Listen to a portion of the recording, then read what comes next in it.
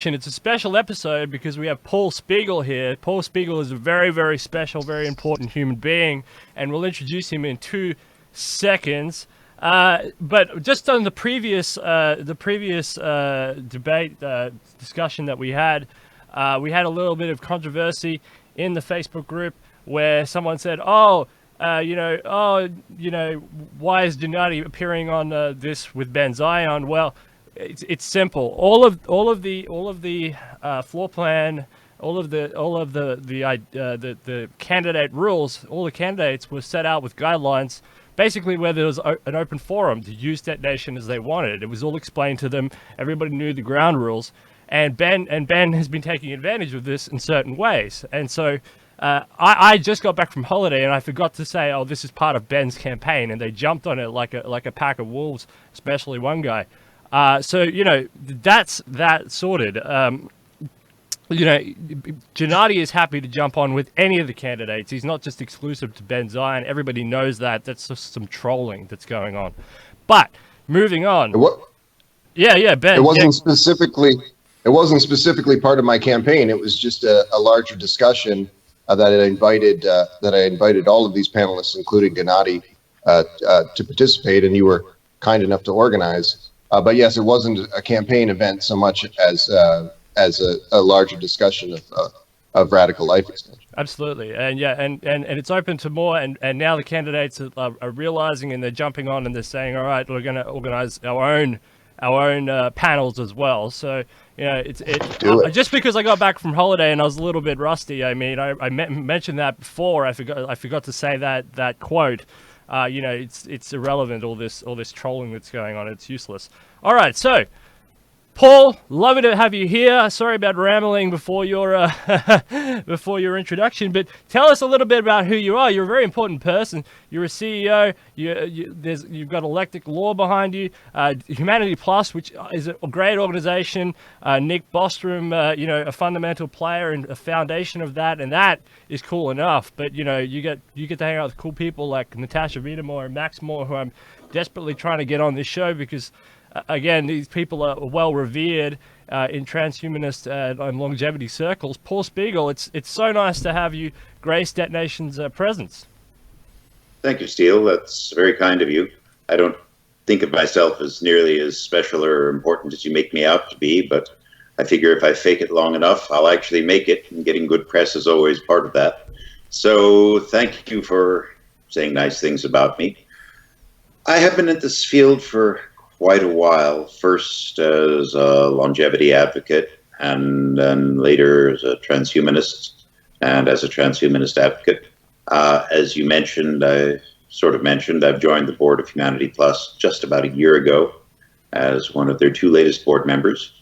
It's a very interesting organization, one which I'm having a good time promoting. I did create my law firm, Eclectic Law, back in 1989, I believe. Don't quote me if it was 88 or 91, but somewhere back in the mists. Eclectic Law kind of sums up what I do. I do the unusual stuff. Plenty of lawyers out there to do corporate stuff or whatever it is that ordinary lawyers do. But I take on the interesting clients, the unusual projects, and the things that people think may be just a little bit out there. Because of that, about 12 years ago, a good friend of mine, John Ferber, who I've known for 40 years, started talking about longevity biomedicine. And I thought, John, come on, this is just another harebrained scheme you have. Remember solar energy? Where did that go? What about custom-made software in India? Nobody would ever do that. And then I realized, wait a minute, John knows his stuff. And if he's talking about longevity, maybe I should look into it. That was 12 or 13 years ago. And I've found a very interesting field, one where I think I can do some good as a lawyer, as an advocate, as a friend of the family, so to speak. So I've been working with that ever since. Frankly, it's been a lot of fun. Yeah, and longevity, it's addictive, right? It's addicting. It's an addicting field to get into.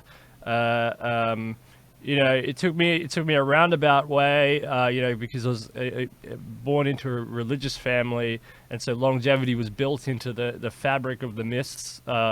and now I'm back in reality, and it's much more fun actually than believing in myths, because there's a lot more work involved and there's a lot more on the line. Not meaning that's, but it's fun. Like, it's good. It's something that you can put your mind to, put your energy towards, and actually see results, as opposed to just, I don't know, going to church every day and assuming that that stuff will happen. I enjoy that part of it, the work aspect as well, because it's something that we actively have to work towards, and and you can see the benefits and the fruits of your own labor in this field. Now, in saying that, I want it to go well, and I want to hurry up, obviously, and I want it to do well. But it is, for me, it is kind of liberating to get out of the that sphere of just believing, and more into the sphere of working towards ethical and longevity solutions. And for me, that's quite inspiring. So thank you very much for all your efforts, especially with Eclectic War, and congratulations on getting onto the board of H+. I think it's fantastic. As I said, we're out of the World's Transhumanist Association, so there's an association with Nick Bostrom there. That's really cool. Nick Bostrom is one of our greatest thinkers. He's right up there with Stephen Hawking and a lot of the great philosophers and thinkers of the 21st century and 20th, I guess.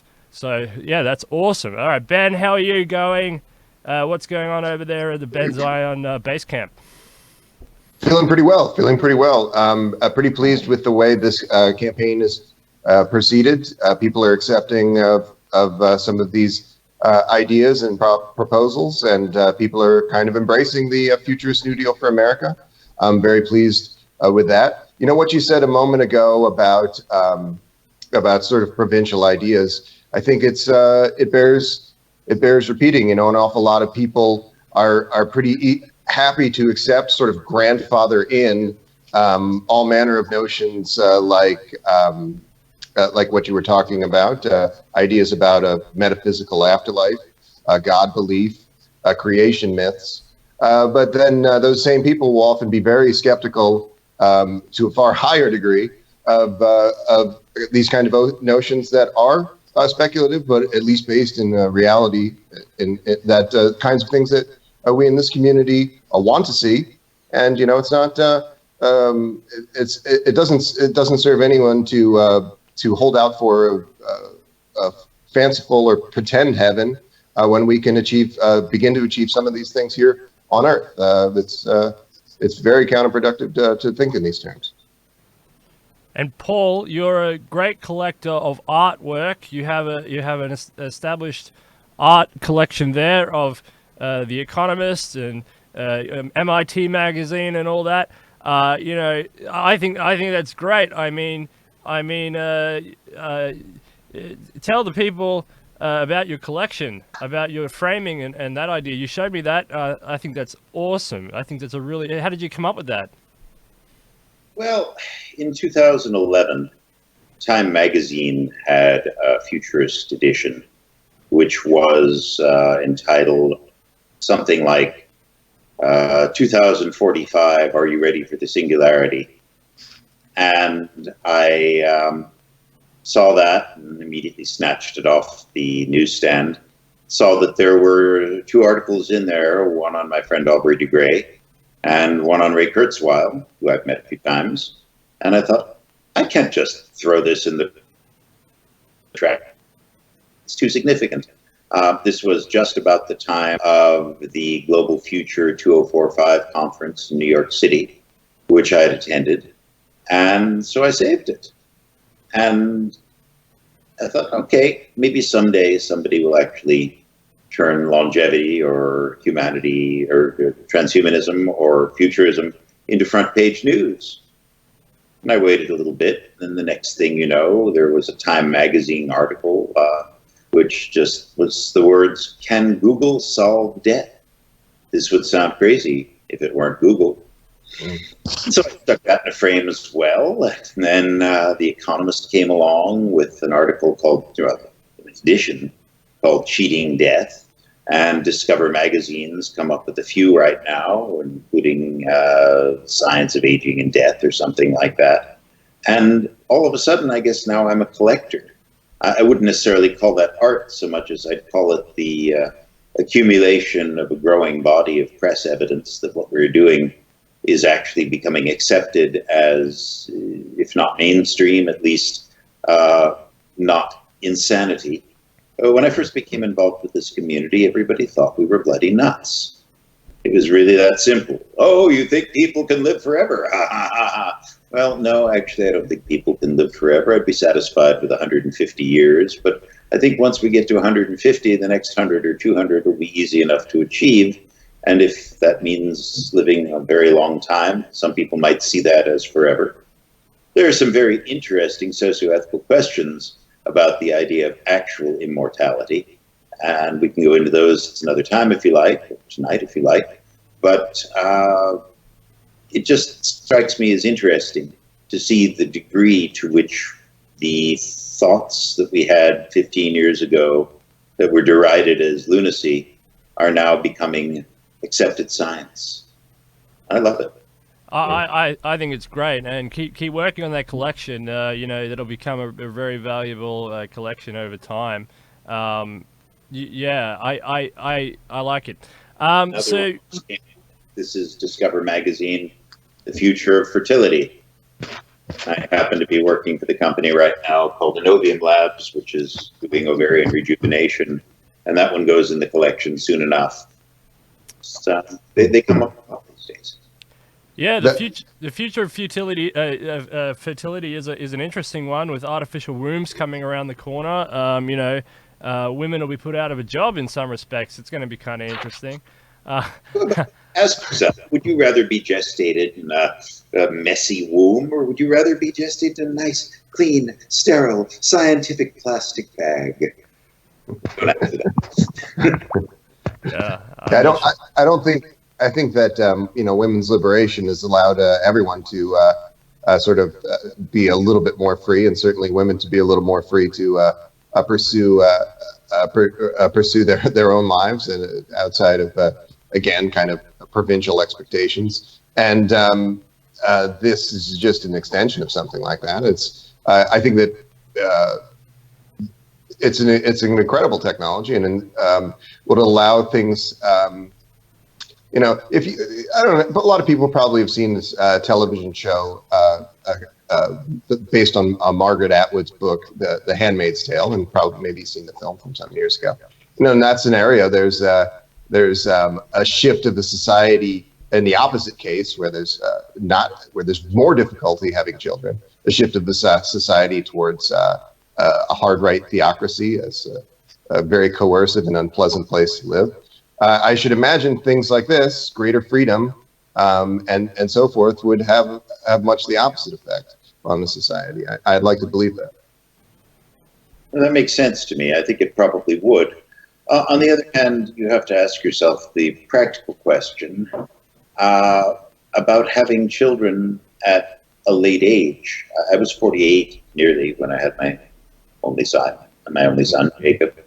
And the one thing I began to realize very quickly was that having children requires an enormous amount of energy.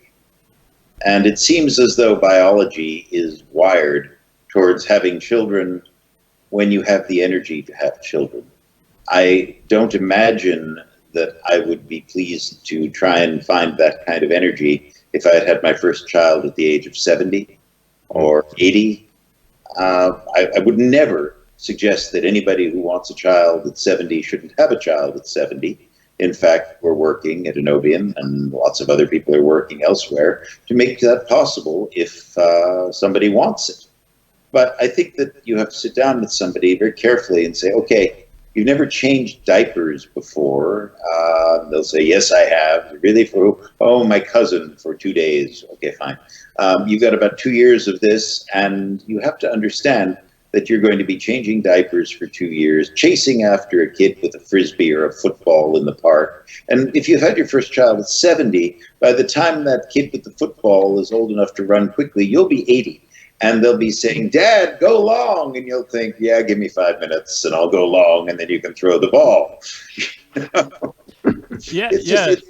I had an interview with Zoltan Itzvan, and it was I cut a clip out of there which went pretty viral, and it was him explaining this notion of delayed fertility advantage, where women will be able to very shortly either not really have kids anymore or push kids off having kids because of the increased health benefits and the fact that it's not just aging and getting older while you age. It's aging, staying youthful, or within a youthful context, a youthful, healthy context. And in Zoltan Itzvan, he's writing for the New York Times, talking about these artificial wombs, delayed fertility advantage, and all these other things. And it's just an incredibly exciting time to consider and ponder these ideas. And as you mentioned, Paul, it seems biology is definitely geared for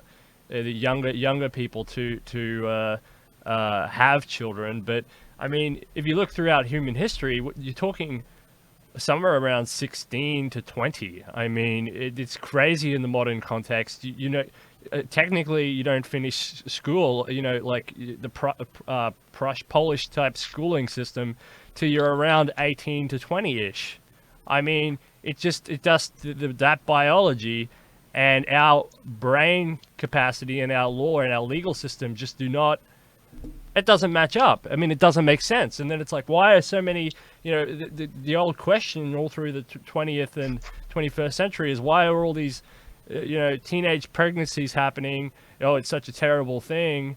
I mean, why? I mean, there's no other, there's no question about why it's happening. And, it's not stupid youth who are running around. It's just hormones and inexperience and all the other stuff. And I mean, and somewhat of what Ben Gennady said, lack of education and the fact that everyone's pushed into these little schooling arenas so they have to socialize, and then you end up with these teenage pregnancies everywhere at, I don't know, somewhere between 17 and 21, and it's not historically that's not strange. That's not strange. It just feels strange because our time horizons and our time spans are so much larger now, where people are still 60.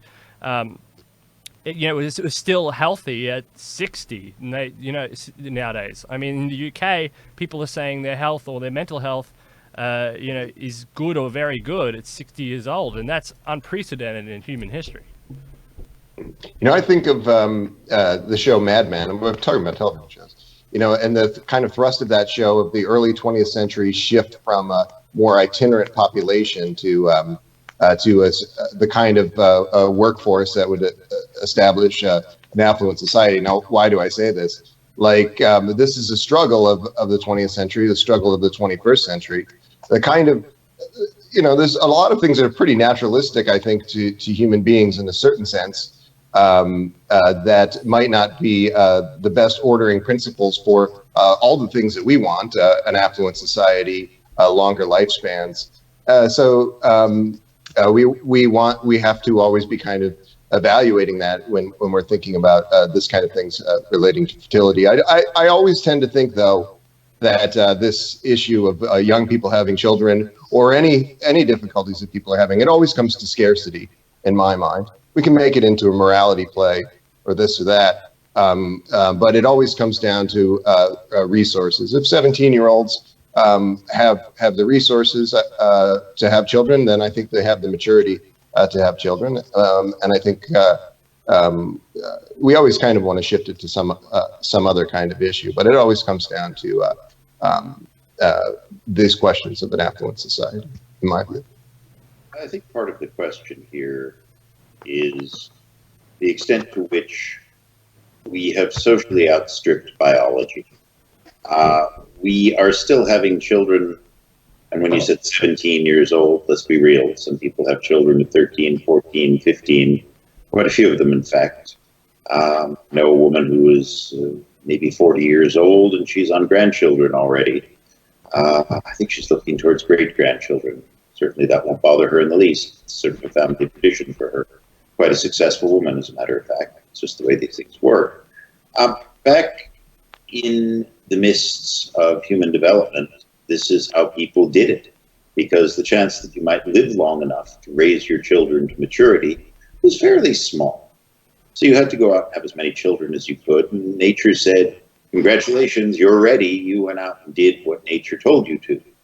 Then probably somewhere in the 18th century or the 19th century, we began to come to the idea that people had to delay fertility, delay childbirth, shall we say, that they needed an education to survive, they needed to grow and mature.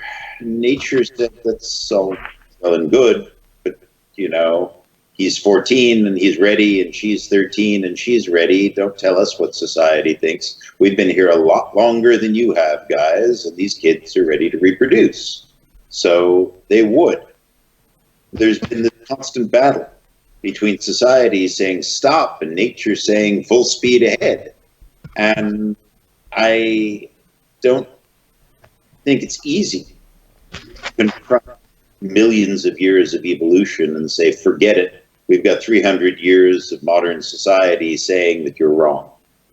I'm not suggesting for a second that people should run around and, you know, get pregnant at a young age. I don't think it's a good idea, but there is that biological imperative that is there, that will be there, and we just have to accept it and deal with it.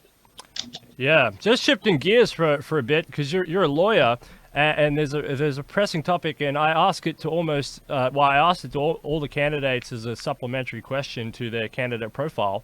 But you know, what legal undertakings or legal precedents might support the treating of aging as a disease? So, firstly, philosophically, do you agree with aging being classed as a disease?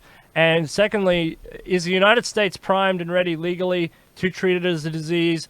Or are you looking at other countries? The topic of this, the title of this is Transhumania. Do you think we need to go to Estonia or Costa Rica or some sort of, you know, some other country or place? I think that aging is most definitely a disease. It all depends on how you look at it. Disease is when something biological is wrong with you that causes you to decline, possibly die. At the very least, it reduces your functionality. And if aging doesn't fit that bill, I don't know what does. The problem with seeing aging as a disease is that aging, decline, and death have always been understood to be the so-called natural way of things. The Bible says we've got 70 years and 10, for example. That's 70 years for those that don't know their scores.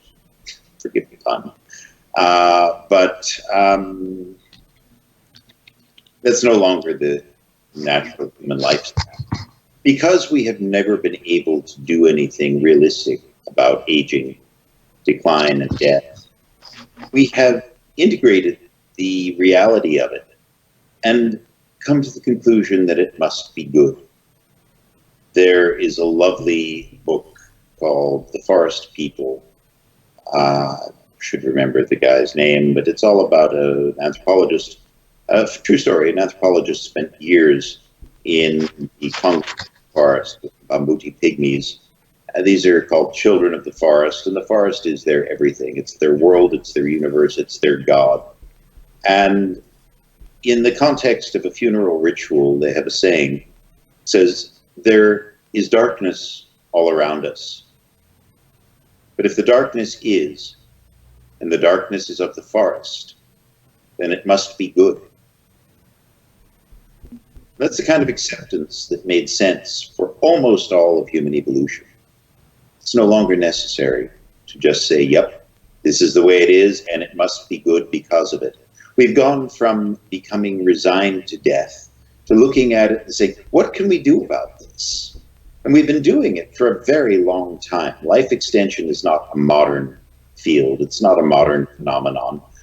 You could argue that the sharpened sticks were a life extension device because it made it easier to hunt, and that made it easier not to starve. Fire is a wonderful technique for extending the human lifespan. It keeps you warm in the winter so you don't freeze. It keeps the predators away so they don't eat you. It helps you to cook your food, although that was a much later innovation. which makes it easier for you to survive. A toothbrush is a life extension device, if you want to look at it that way. You brush your teeth, they don't fall out. You can eat longer, you live longer, life is good. There's so many different aspects to the pursuit of a longer, healthier lifespan. And some of them are so old and so apparently obvious that we don't even think about them anymore. You know, humanity as a whole lived a lot longer when we invented public sanitation and realized that we could do better if we didn't drink out of our sewers. It seems so obvious today, but it didn't 400 years ago when cholera was laying waste to people. Okay, fine. So we learn these things.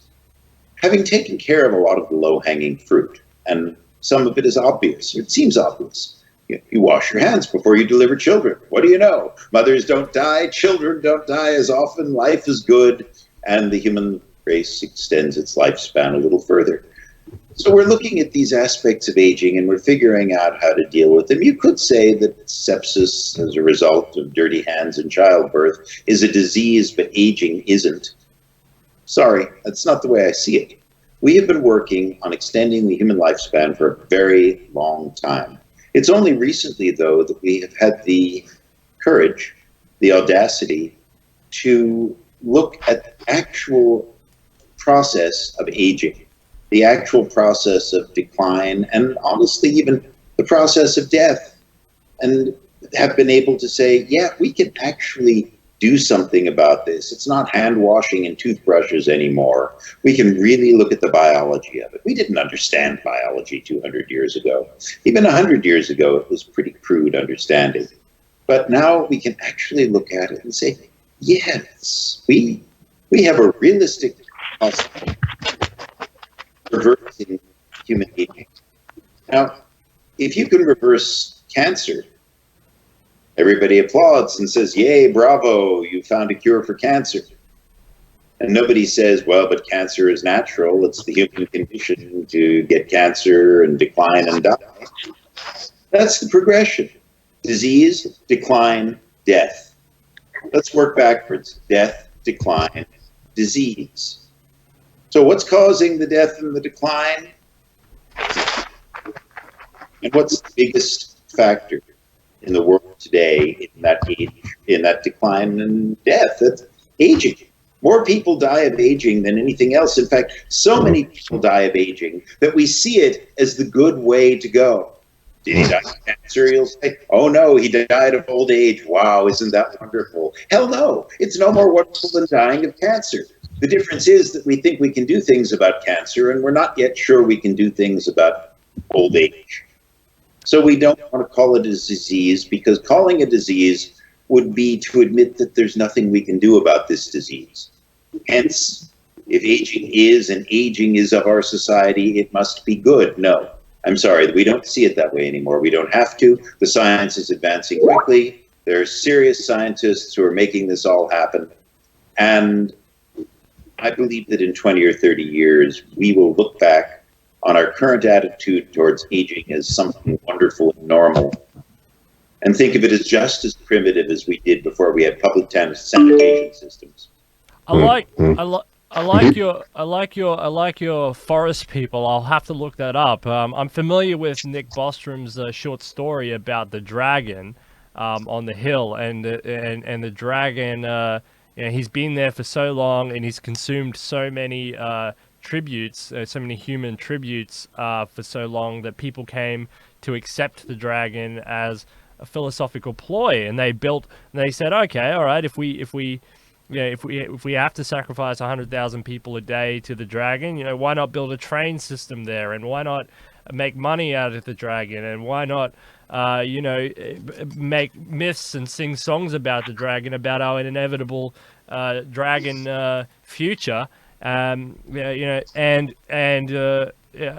agree with that. It's the same thing with the forest. I mean, because it becomes accepted that, wow, nobody's going to build a missile to destroy the dragon. Nobody's going to fight the dragon. No one's ever going to defeat the dragon.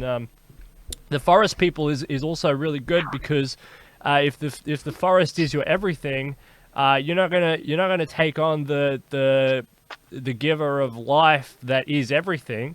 And in a mythological context as well, I guess God or some derivative of God is your everything because he created everything, and therefore to do anything against his will, to extend your life above what that God decrees as a normal, healthy span of life, is to fight against his will, and that would be decreed bad in a modern context as well. So I like that. I like the forest people one. I haven't heard that, but I really like that because it adds another layer of acceptance, which goes beyond this dragon tail where it's a big imposing monster that they come to accept, but it's actually a fundamental part of the ecology of who you are and your relationship with that society. Ben, restate your position, Futurist New Deal, on aging. Do you agree with Paul? Or are you fundamentally opposed to everything Paul just said? I know. I could never be fundamentally opposed to everything that Paul would have said. I do think that people, I think, do as a matter of course see the internal logic to anti-aging, and these ideas are pretty clear. There was no great Faustian bargain that was made in the wake of the Enlightenment, universal literacy, industrialization over these recent centuries that tripled human lifespans. There was no Faustian bargain, no deal with the devil that was made to do that. It just happened as a matter of course as we embraced these kinds of things that Paul talked about, and that's what's going to happen with super longevity as well. There's a certain sense in which when we concern ourselves with this idea of a deathist cult, I think we're playing into the hands of a small number of people who are a little bit addicted to melodramatic lines of thought and speech, and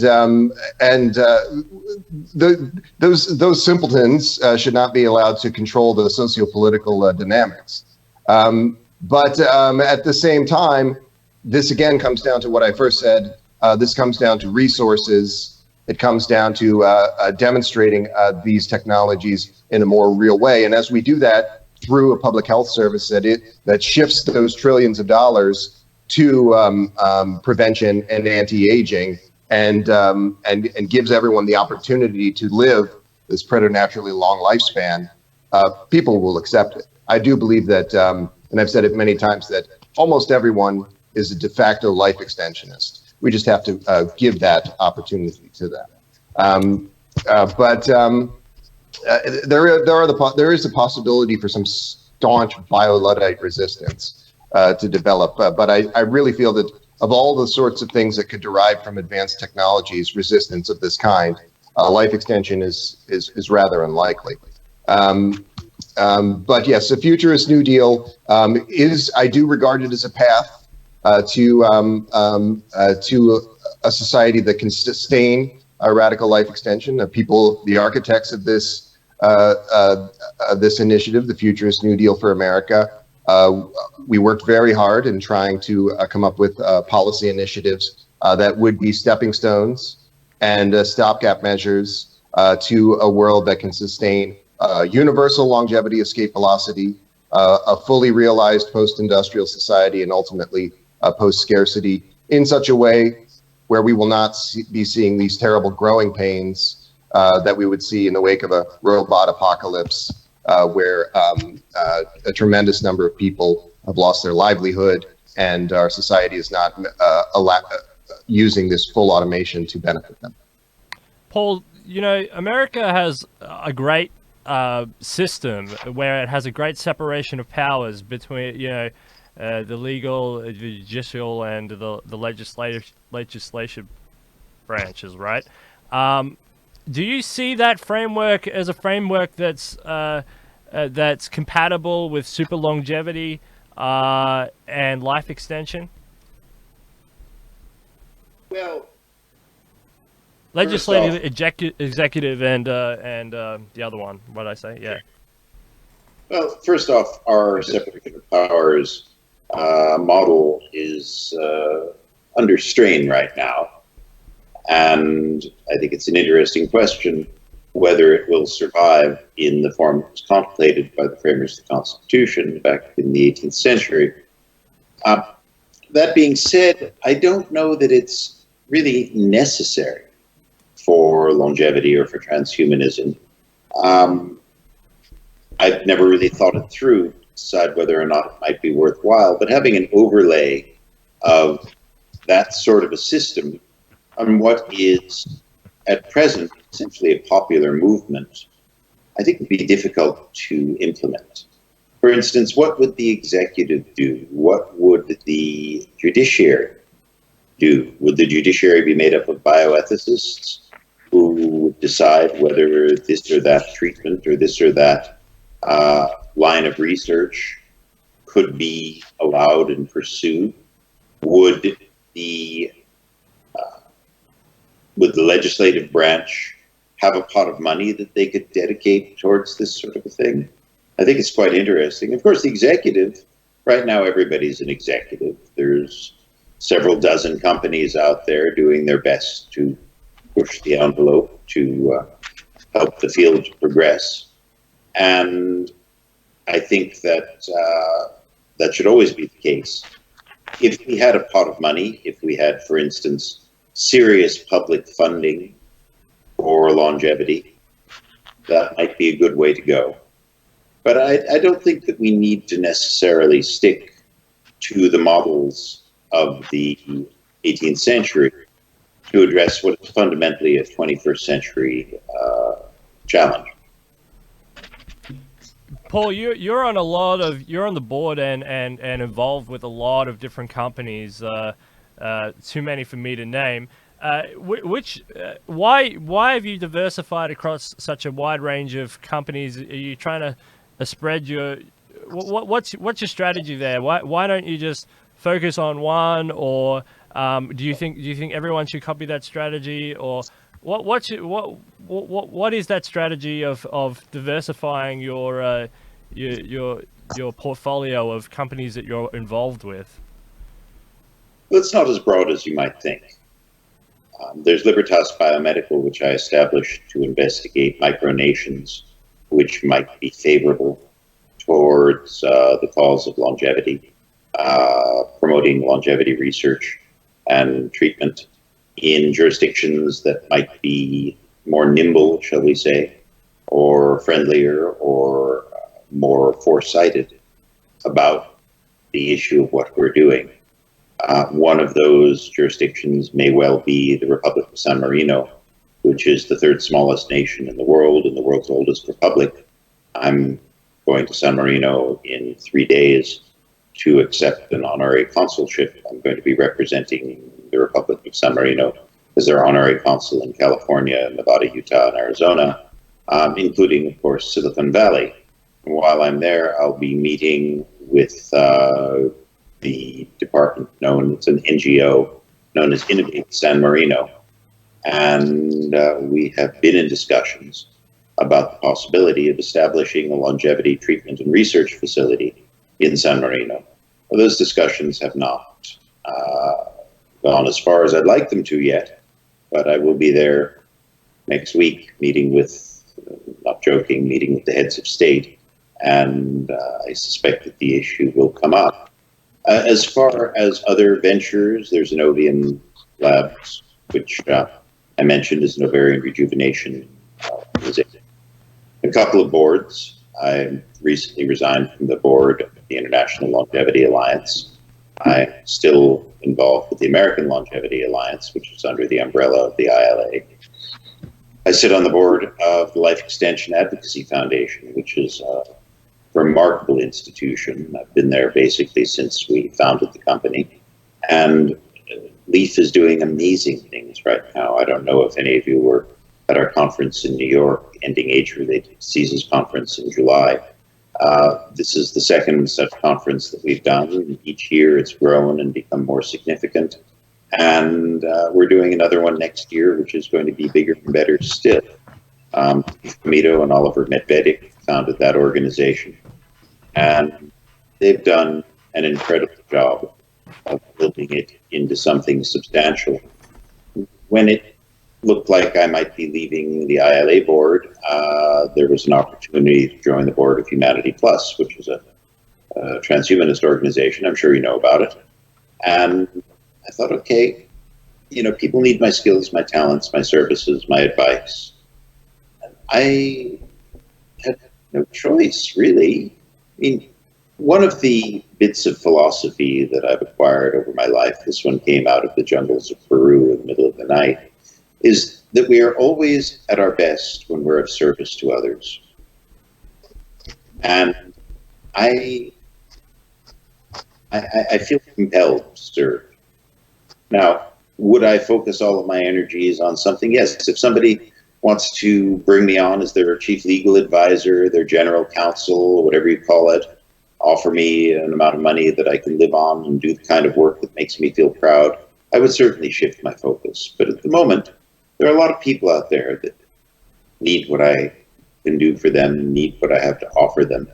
I would love to be general counsel for a company that manages to become worth $1 billion, have startup shares and do all that. And maybe that will happen someday. This is hardly a sales pitch, but my lines are open whenever somebody decides they need me. But in the meantime, I exist to serve the community, and it's been very rewarding. That's awesome. I love it. And you know, here at Detonation, we seek to serve others as well. I mean, we love this community. We love the people involved. We love the ideas. You know, you jump out of bed in the morning. You're excited to run off and do this stuff. I think it's fantastic, and the Detonation's getting wider. So now I have to have another branch open in Detonation San Marino. That sounds like. Speaking of San Marino, you know, these micronations are these micronations going to be where it starts, or the United States? Because I keep increasingly hearing that TRANSHUMANIA is going to be one of these micronations. It's going to be Estonia. It's going to be San Marino. It's going to be Costa Rica. It sounds like the micronations are embracing this trend.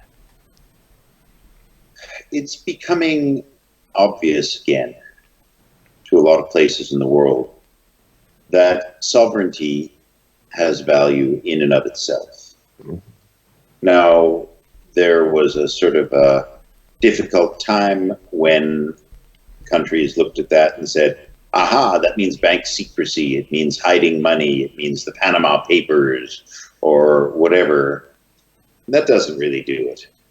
But the large nations are the repositories of wealth, funding, intellectual and academic expertise, it's true. But they also are constrained by self-imposed bonds. It takes a really long time to get a drug approved in the United States or in the EU right now. And that's largely because of the way the system has accreted, you know, building up like a crustacean's shell or something. And it makes it very slow to respond. The micronations of the world do not have huge research facilities. They don't have major universities for the most part. They don't have large amounts of money. But what they have is the ability to say to the world, this is how we're going to do it. And the world may say, but you can't. And they'll say, well, why not? We have our seat at the United Nations just like you do. We're not doing things that are going to harm your children. We're not proceeding to, you know, become the world's biggest supplier of deadly drugs or anything like that. But if it comes to the freedom, the liberty to be able to pursue lines of scientific inquiry that are not easily pursued in older, larger, more calcified countries, the micronations have the ability to do that. In fact, in some ways, this may be their greatest asset. There are countries like Liberland. I don't know if you're familiar with it. It's in the Danube, and it's this little spit of unclaimed territory. Vitietichka has created the nation of Liberland, and anybody that wants to become a citizen can contribute money and essentially become a citizen. If somebody had the wherewithal to do this, and the vision and the foresight, and frankly, the courage, they could donate several $1 million, or more than several $1 million, towards the ultimate construction of the first hospital in Liberland, or the first university in Liberland. Now, right now, Liberland is still kind of a slightly marshy spot on the Danube, but if Jedrzejczyk and his people, and I count myself as one of the people on their list, if they are able to do this, Liberland could actually become a sovereign nation in its own right, one which was created in the 21st century with 21st century ideals. Now, San Marino intrigues me a lot. I'm very proud to be going to represent them in about a week at this point, because they are not just a modern nation with their eyes on the future. San Marino is also the world's oldest republic, and it has been a republic for about 700 years, more or less. It is it's centrally located. It's surrounded by Italy. It's about 10 kilometers roughly off the edge of the Adriatic. But for centuries, they have been their own entity, their own country. The flag reads Libertas. The coat of arms reads Libertas, Latin for freedom. By strange coincidence, and I promise you it's coincidence, the company that I founded to explore micronation support by longevity is called Libertas Biomedical. And when I first went to Marino to talk to them, they sort of laughed at me because they thought that I'd created the name just to make it feel good. In point of fact, no, I'd incorporated a couple of years earlier, and Libertas was blue. But this is the whole idea, is that countries have their own right to define liberty. Some of them do a wonderful job of it, like San Marino. Others define liberty as the ability not to get locked up. You keep your mouth shut. Okay, I don't think that is liberty, but that's what sovereignty is all about. If you find a nation or two or three that are willing to devote their sovereignty to the forefront of medical developments, that are willing to say, yes, aging is a disease, and we're going to help do something about it. The world can change much more quickly through the help of these small nations than they could through the help of the United States or the EU or you name it, because they have the ability to make quick decisions and move where they believe they should move. I totally agree. For example, the impact that they make in the United States, if it decided that these things were important, it's we're talking about a 1 or 2 or 3% shift in the budget, and it would be a huge, enormous difference. For example, American GDP, it's only 4% of its GDP, maybe 5% of its GDP that is the military-industrial complex, and look at the amount of energy and everything that can go into that. So imagine if 1% of the American GDP shifted over, but it's about the fact that America has so many other problems, perceived problems, socio-political, medical insurance, and cronyism, and maintaining infrastructure. There's not that energy there to say, hey, and actually the thing is, like with the dragon, the dragon story, all of the trains have been set up to push people towards this inevitable goal that people make too much money out of the death industry, essentially. And you're going to what I'm trying to say is what we're doing is a disruptive model. It's a disruptive model to the current overlords. And Charlie Cam talks about this a lot. He says that what we're doing is fighting against the current tyrants who depend on the current system and the current model in order to maintain their power. That's why maybe some of these little countries, these micro countries, would be more open to it, because they have essentially less to lose. They have the bigger fish are all in the United States, and they're not hanging around San Marino. They're not hanging around Costa Rica. They're not hanging around in Estonia. They're all in Russia, or they're all in the United States, or they're all in these other countries playing other games. And so these countries have less to lose, and more values, and higher ideals. And I hopefully that's something. I know you have to run, Paul. I don't want to hold you up. Have you got any final comments or anything else you wanted to say on anything? I mean, I mean, it's not enough time to go through everything you wanted to say, but if you want to wrap up, because I'm not sure when you have to run, but I know it's a roundabout now. Thank you very much for coming on the show. Thank you. I think the one thing I would say. Ben, can you mute your microphone? All right, sorry. Start that again, Paul. Sure. You've made a lot, perhaps too much, about the things that I do for longevity and the things that I do for transhumanism. It's not what I do or what you do or what anybody individually does that is going to change things here.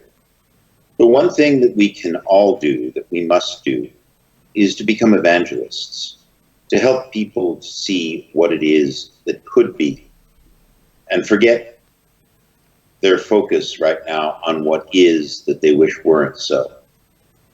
I think the most important thing that I do is not to sit on this or that board or advise this or that company or you name it. The most important thing that I do is I talk to people. I help them to believe that there is a great future ahead of us, if only we dare to find it, to achieve it, to work together, and not to undercut ourselves in the process. That's the other thing. There's a lot of infighting going on right now in the transhumanist longevity community. People make waves, they insult each other, they undercut each other, they treat each other poorly. There's a talk that I gave about 3 years ago in Utrecht, Holland, for Damien Zivkovic's organization, where I spoke basically off of the words of James Connolly, an Irish revolutionary. And Connolly's point, made back early 20th century, was that, as he put it, the trade unionist of another country is his ally, whereas the capitalist of his own country is his enemy. That it doesn't matter where people are. If they're on your team, they are your friends, they are your allies. We should not be out there tearing each other to shreds. Nobody should get up and say, I think that Dr. Blixen, whoever Dr. Blixen might be, I think that Dr. Blixen is a bloody lunatic. What he's proposing will never work and nobody should ever trust him. No, we can't do that. Now, you may not think that Dr. Blixen has the greatest ideas, but hey, he might be right. There was somebody once that said about heavier than air flight that it would never work. This happened to be Lord Kelvin, I believe it was William Lord Kelvin, the guy who lent his name to the Kelvin scale. He was the world's foremost, best known, best respected physicist in 1900 when he said that mankind would never fly in a machine other than a balloon or an airship. 3 years later, that was proven wrong. But until it was proven wrong, Lord Kelvin's word was understood to be the immutable pronouncement of the physics community on the question whether or not the Wright brothers could fly. Well, he didn't know the Wright brothers. Nobody knew who they were until one day they flew, and all of a sudden, everybody knew Orville and Wilbur Wright. We are about in that place right now with longevity, with the extension of the healthy human lifespan, with all kinds of things that people think are just as insane, just as impossible, just as ridiculous as heavier than air flight. And they will think that we are insane and ridiculous and irrational until the day that we fly. And then they'll say, I knew all along they could do it. Well, we have to make sure that people keep believing. I'm not suggesting that we create fantasies with no foundation anywhere, but it is important to know that the science exists, the science is moving, and the science, as is often the case with human endeavor, will win out if we just keep working towards it. So it is up to all of us. I was involved in an organization once that ran events, and we had this wonderful saying that we're all on security, that the safety of our organization does not depend only on the guys in the guards' uniforms, only on the guys with the radios. We are all on security. And I think that with regard to longevity, with regard to the extension of the healthy human lifespan, with regard to transhumanist ideals, generally, we are all transhumanists. We are all longevitists. It is all of our responsibility to make these things happen, and we will. I love it. It's very stirring, and it's great stuff. Thank you very much, Paul Spiegel, for coming on, and you're a very humble man, and that's incredible. And I look forward to speaking to you again soon on a post-mortem of your adventures with these government officials in San Marino. I think that would be very interesting to see. I think the micronation embracing some of these developments is a great step forward in this world, and yes, we have to become evangelists. I like it a lot. So thank you very much for coming on, and I look forward to seeing you again very soon. Thank you for having me, Steele. It's been a pleasure. No problem. Ben Zion, you want to hang around, and I'll just ask you a few more of these questions. You have to just unmute your microphone. Oh yeah, I forgot about that. Yeah, I'd love to. Yeah. So when you're ready, Paul, unless you have more time, you just quit out of the Skype call, and it will leave us here. But I'm actually meeting with Natasha Vita-Moore in a couple of minutes. I will let her know that you would love to get her on your program. Oh yeah, yes, please, absolutely. That I've been trying to reach out. That's absolutely fantastic. Can't wait. Consider me your ambassador. I'll let her know. That's very kind of you. Thank you very much. My pleasure. Thank you for having me on, Steele. Ben, it's always good to talk to you. Thank you, Paul. Incredible. Thank you. Well, that's very kind of him, isn't it, Ben? We're going to have Natasha Vita-Moore on the show. I'm looking forward to that. Yes. You know Natasha Vita-Moore very well, don't you? Quite well. I do know. I've gotten to know Natasha in these recent months. She's become a friend to my campaign, and just a wonderful human being. So many incredible insights. So much to say about technofuturism. It's mind-boggling. People will definitely want to be tuning into that show. And yes, I love her to death. We started out this with a reference to TRANSHUMANIA, and I wanted to maybe I was going to ask you, Ben, because I was going to ask you your former running mate, who actually became so engulfed in work she had to drop out of the race because she's making so much progress. Kimberly Forsyth, an incredible woman in her own right. She's involved with this sort of micronation stuff. You were close to her in the campaign. What do you have to say on progress of such as that? Yes. Well, Kimberly Forsyth has a very keen mind for these kind of changing institutions that would allow for things like planned communities for transhumanists, things that would allow for other changes in the wake of advancing technology. And some of those things are not uncontroversial notions, and but we must be planning for them. We don't know precisely where we are in the arc of Moore's law. So if we do see a takeoff of some kind sooner than we might think, we need to capitalize upon that as a society. There's that great influx of resources that would result, and these kind of interests that she has. Honestly, I think that people, moments ago, Paul Spiegel was saying, we shouldn't be decrying Dr. Blixen's work. And there's a lot of people who would tend to decry some of the things that Kimberly Forsyth would say. And I wonder if those people are genuinely transhumanists, it seems rather like they are not particularly techno-optimistic, that they would dismiss these things out of hand. But again, it's a question of resources, it's a question of timelines, it's a question of maintaining an ordered civil society at the prospect of these kinds of changes. I've said it many times, the futurist New Deal I'm running to the right of myself. There's particularly as it relates to the tax reforms in the futurist New Deal.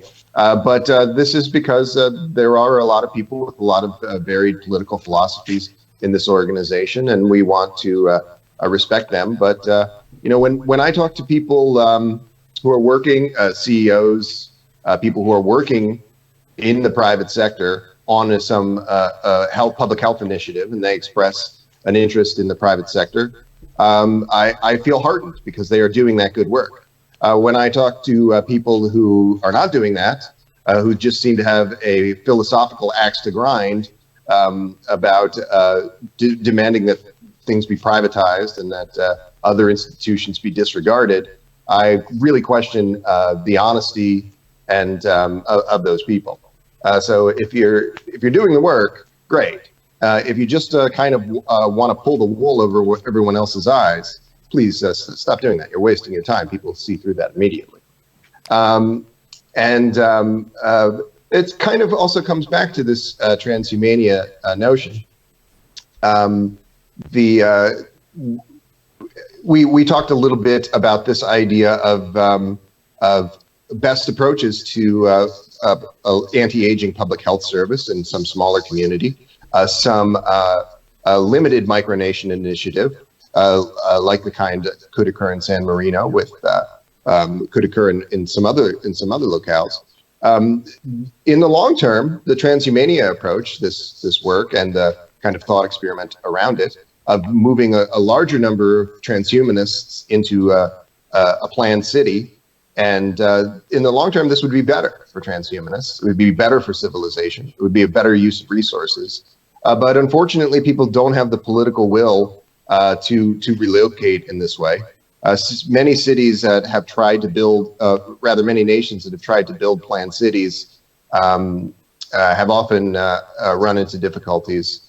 And many initiatives within our communities as techno-futurists have not quite always had the resources to do what they set out to do, no matter how laudable their goals. So it is why I do believe that even though there's a trade-off there, in a certain sense, we should focus on universal longevity escape velocity and initiatives to build that. And as we have more resources and more of this political will, then begin working on these larger sort of exodus, this larger sort of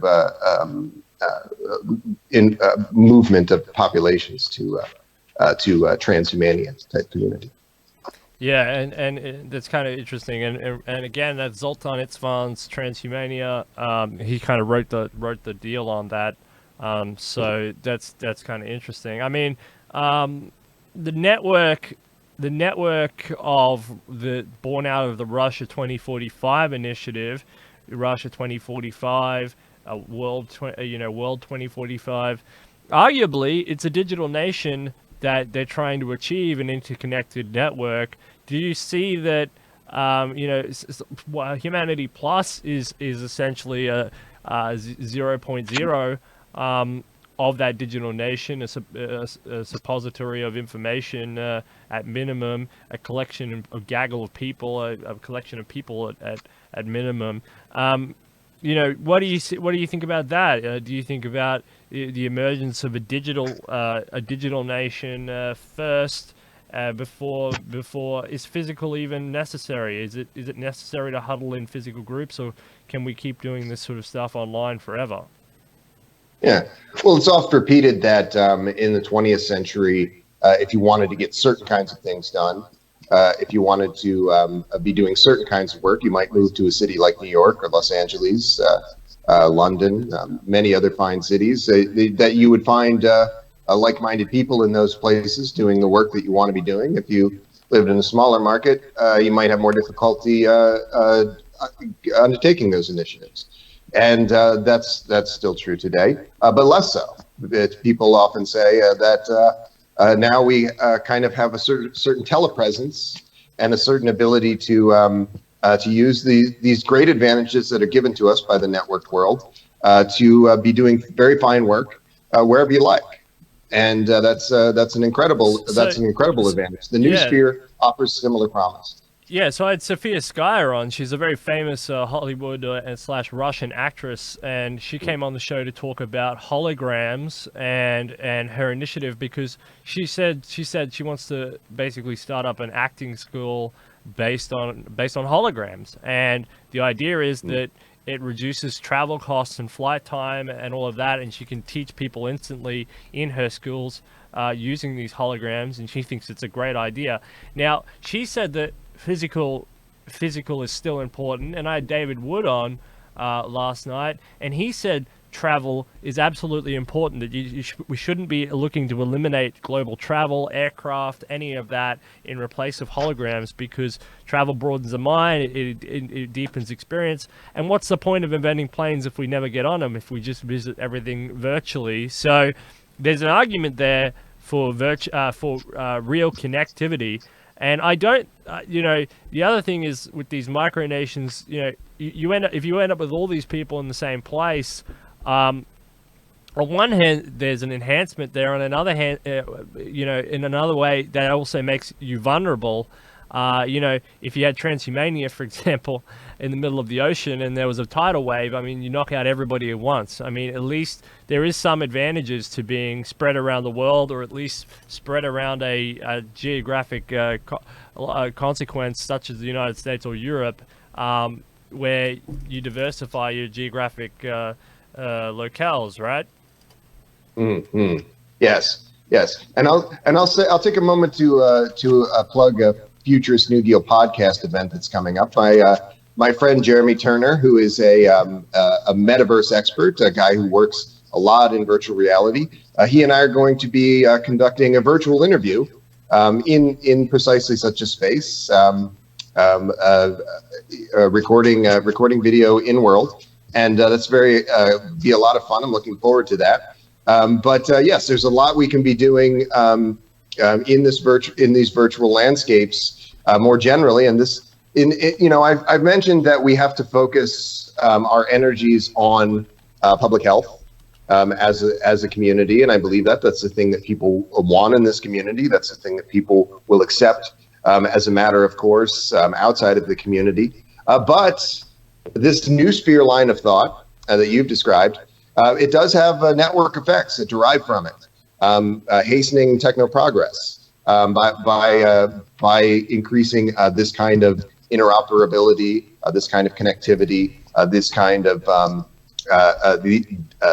of civilization, and we should never undervalue that.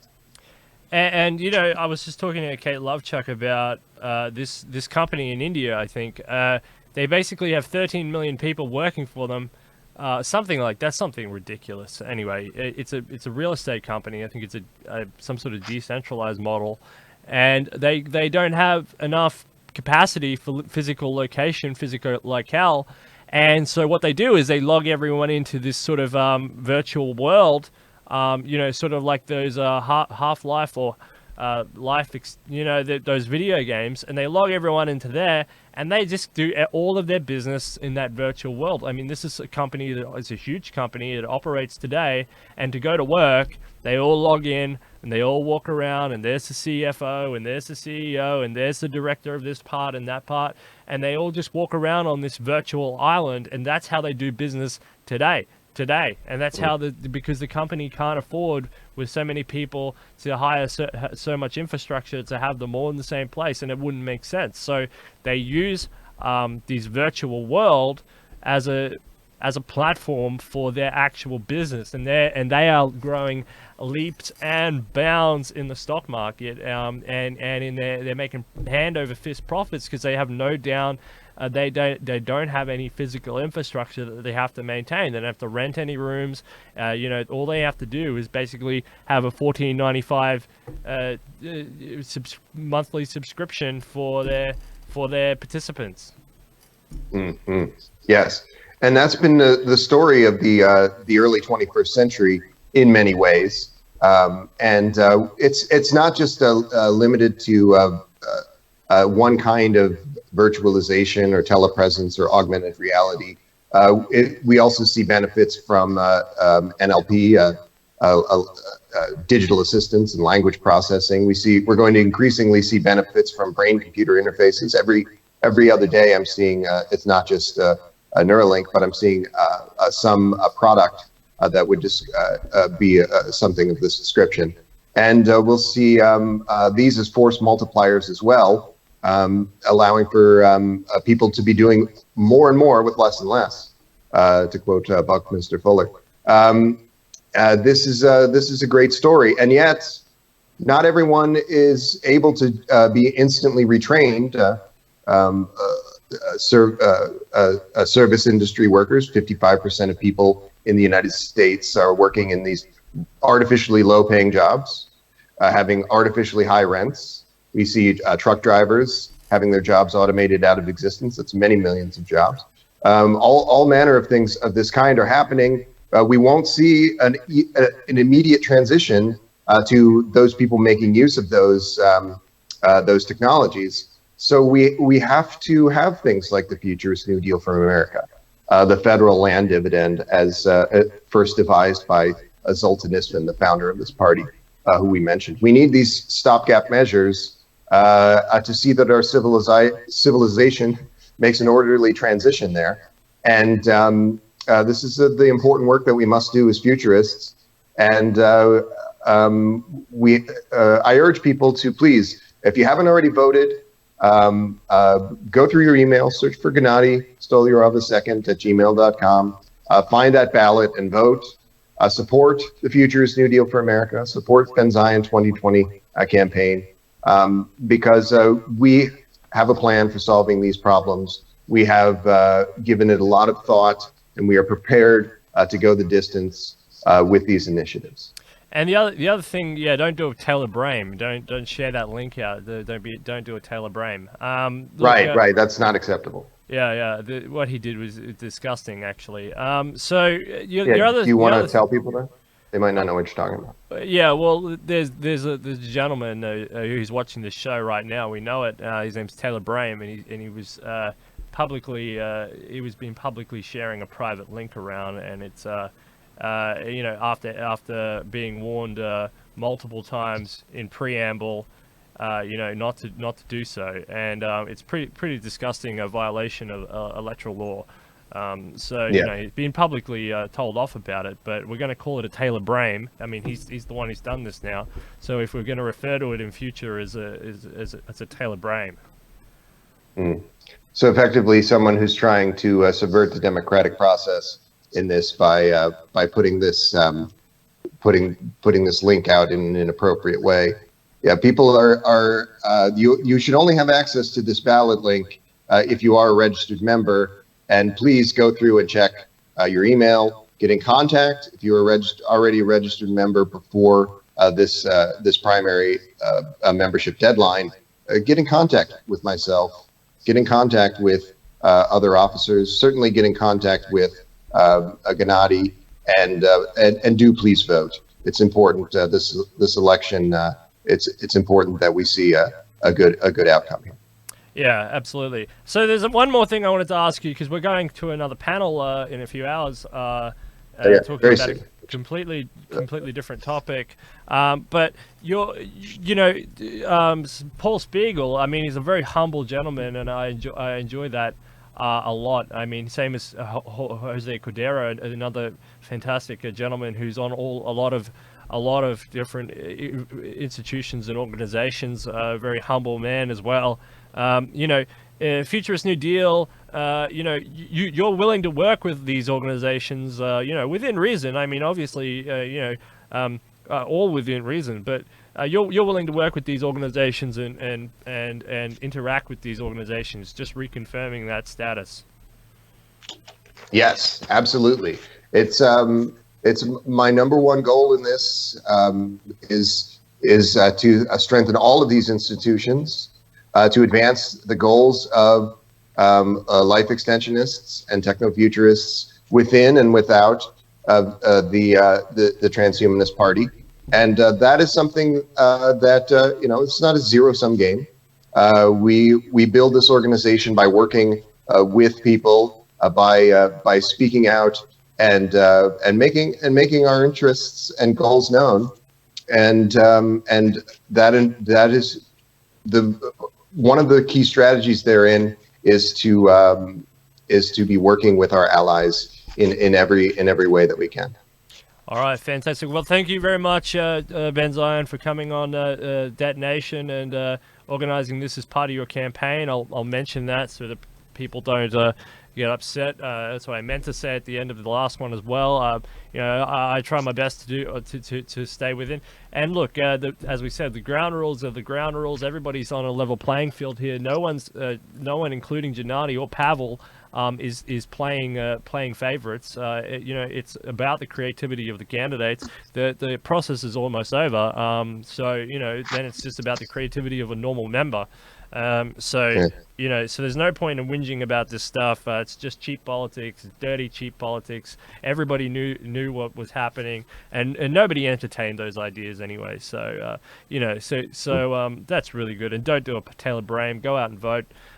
So thank you very much, Ben Zion, and thank you very much, Paul Spiegel, for taking the time out of a busy schedule to come and talk on Detonation and tell us about ideas around the law, the legal framework, and the legal ideas to do with life extension, longevity, and the interaction of these ideas with upper elements and upper echelons of different governments around the world. And it's a tremendous honor to share a discussion with Paul Spiegel. He's an incredible intellect, an incredible organizer in this community. And folks, go back and listen to the beginning of that talk again, because he has an awful lot to say. Incredible, just incredible. Absolutely. All right, thanks very much, Ben. Detonation, no more coming to you all this week. Thank you very much, Ben Zion, and we'll see you all very, very soon.